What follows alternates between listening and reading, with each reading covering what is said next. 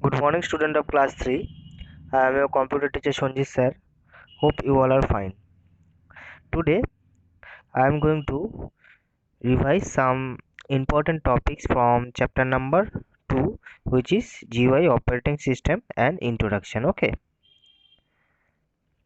and this is the syllabus for your third term examination. Okay, here you can see chapter number 1, a computer system, chapter number 2, GUI operating system and introduction, chapter number 3, word processor and introduction, chapter number 4, internet, chapter number 5, fun with paint, chapter number 6, file management and organisation of folders. Okay, so आप लोग यहाँ पे देख पा रहे होंगे कि यहाँ पे जितना भी सारा चैप्टर्स है वो पहले ही हम लोगों ने कंप्लीट कर लिया है फर्स्ट टर्म सिलेबस में और सेकंड टर्म सिलेबस में।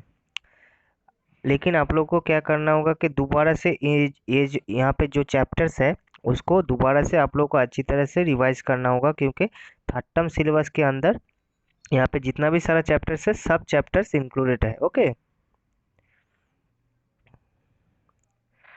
so our topic is GUI operating system. Okay, so first of all we need to know what is an operating system. Okay, an operating system is the most important software that runs on a computer. Okay, जो operating system होता है वो हम लोग के जो computer में जो सॉफ्टवेयर रहता है, बहुत सारे डिफरेंट टाइप्स ऑफ सॉफ्टवेयर हम लोग कंप्यूटर में देख पाते हैं, लेकिन जो ऑपरेटिंग सिस्टम होता है वो सबसे ज़्यादा इम्पोर्टेंट सॉफ्टवेयर होता है। ओके, एक computer can not run without an OS. जो कंप्यूटर है वो चल ही नहीं सकता without an operating system. Okay, it is a software that enables us to communicate with the computer.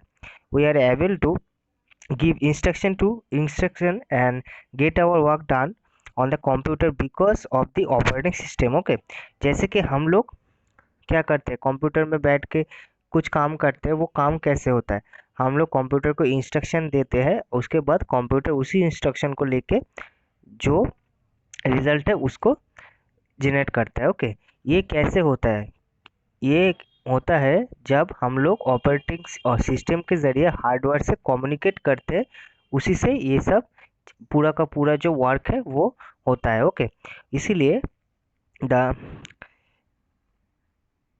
operating systems is used to communicate with the computer. Okay, we are able to give instruction and get our work done on the computer because of an operating system. And operating system manage all the hardware components of a computer.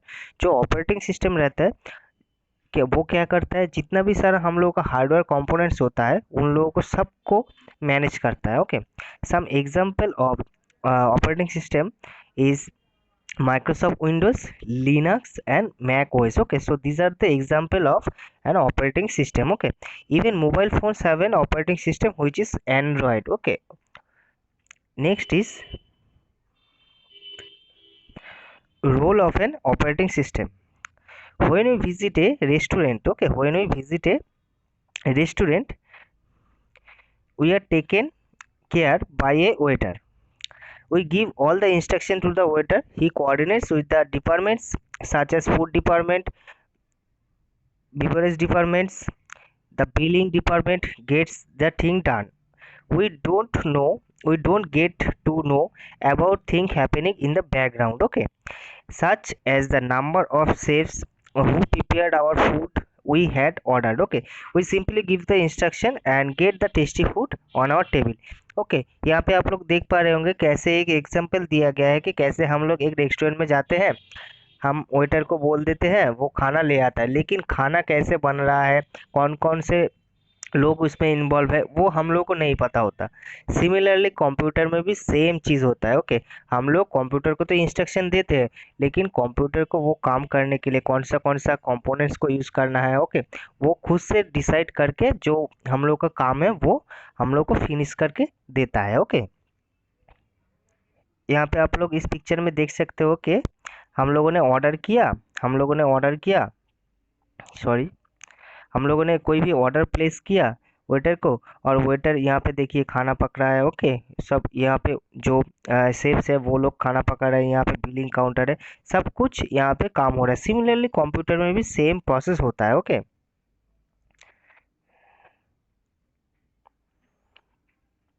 Next is function of an operating system. Some function of an operating system is It controls the working of different hardware devices attached to the computer such as keyboard, mouse and computer. Okay, so हम लोगों ने अभी discuss किया कि role क्या होता है operating system का। ऑपरेटिंग सिस्टम सबका ध्यान रखता है। ओके, ऑपरेटिंग सिस्टम सबका ध्यान रखता है, जैसे कि हार्डवेयर डिवाइसेस हो गया। हार्डवेयर डिवाइसेस में कीबोर्ड, माउस एंड मॉनिटर आ सकता है। Okay, it controls working of different hardware devices attached to the computer such as keyboard, mouse and monitor. Okay, it keep tracks all the programs on which user are working. That means हम लोग जब भी कोई भी अगर computer में काम कर रहे हैं तो ऑपरेटिंग सिस्टम क्या करेगा, वो उसको ट्रैक करेगा। ओके, जो भी हम लोग काम करेंगे वही उसी काम को क्या करेगा, ऑपरेटिंग सिस्टम उसको ट्रैक करेगा। It takes commands from the user and manage the operation of the computer accordingly. That means हम लोग जो भी इंस्ट्रक्शन देंगे उसको वो रिसीव करेगा, उसके बाद अकॉर्डिंग टू आवर इंस्ट्रक्शन वो कंप्यूटर क्या करेगा कि जितना भी सारा वर्क है वो सब खत्म करेगा। Okay, next is types of based on user interface. Okay, types of OS based on user interface. And user interface is a way which we interact with the computer. There are two main types of user interface. Okay, first is command line interface or character user interface. Second is graphical user interface. Okay, so first is command line interface. In early days, the operating system offered command line interface, also known as character user interface or CUI. Okay, this meant that the user had to write commands to give instruction to the computer. These commands were then interpreted by the operating system to get the desired work done. That means यहाँ पे क्या बोला गया है कि जो early days था वहाँ पे क्या होता था कि कंप्यूटर का जो ऑपरेटिंग सिस्टम रहता था वो मेनली CUI बेस्ड होता था, character user interface based operating system होता था। ओके, उसके लिए हम लोग को क्या करना होता है कि हम लोगों को कंप्यूटर को कोई भी इंस्ट्रक्शन देने के लिए हम लोगों को कमांड लिखना पड़ता है। ओके, इसलिए हम लोगों को वो कमांड भी हम लोग को लर्न भी करना होता है। उसके बाद वो कमांड हम लोग कंप्यूटर के ऑपरेटिंग सिस्टम को इंस्ट्रक्ट करेंगे, उसके बाद ही वो operating system according to the command वो काम कर पाएगा। Okay, a number of commands had to be learn to work on the computer.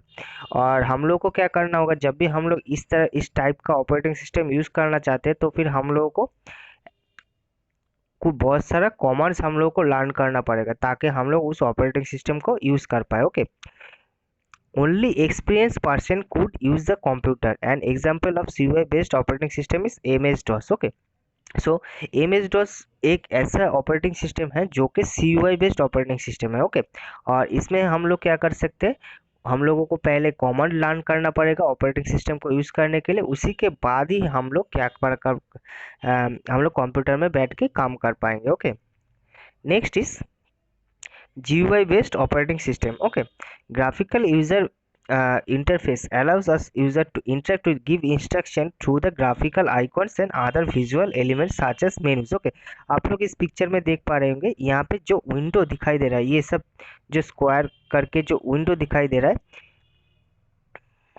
इसको हम लोग बोलते हैं graphical. Okay, graphical elements. Okay, इसको हम लोग आसानी से क्या कर सकते हैं, क्लिक कर सकते हैं, पॉइंटिंग कर सकते हैं, सिलेक्ट कर सकते हैं और उसी से हम लोग क्या कर सकते हैं कि कंप्यूटर को इंस्ट्रक्ट कर सकते हैं। Okay, everything is shown as a part of rectangular area called window. मैंने पहले ही बोला ये जो स्क्वायर एरिया होता है, रेक्टेंगल एरिया होता है, इसको हम लोग विंडो बोलते हैं। Okay, user can easily use the picture based graphical elements to the pointing device such as stylus और finger on the touch screen of a mouse. Okay, all modern operating system are based on GUI operating system. Okay, जो अभी जो जितना भी सारा modern UI है, OS है, वो सब कुछ किस में बेस्ड है, GUI ग्राफिकल यूजर इंटरफेस में बेस्ड है, जो कि हम लोग आसानी से यूज कर सकते हैं, यूजर फ्रेंडली होता है। Okay, this type of operating system are very user friendly. Okay, some example of GUI based operating system is Windows and Mac OS. Okay, so these are the example of